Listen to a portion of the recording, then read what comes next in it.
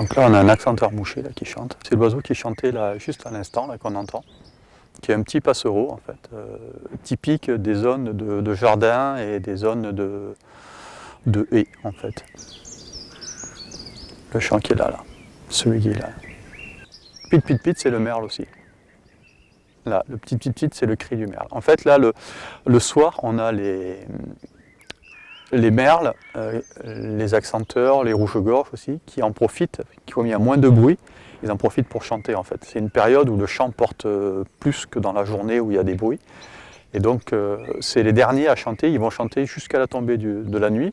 On va entendre les merles, les rouges-gorges, les accenteurs mouchés qui vont chanter. Le petit titre là, ça c'est le cri du merle, c'est ce qu'on appelle un cri d'alarme du merle. C'est-à-dire qu'il doit être dérangé peut-être par un chat ou par quelque chose ou par un autre oiseau.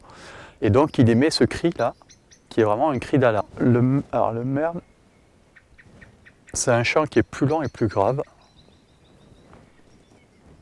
Alors ils sont là, ils vont peut-être se remettre à chanter là, les deux. On vient d'entendre un faisan. Donc le faisan, espèce exotique, puisqu'il a été introduite pour la chasse, et qui pose quand même un petit souci, notamment pour les reptiles. C'est-à-dire que le faisan, comme tous les gallinacés, sont des prédateurs de reptiles et donc lâcher beaucoup de faisans, en fait, ça impacte les populations de reptiles.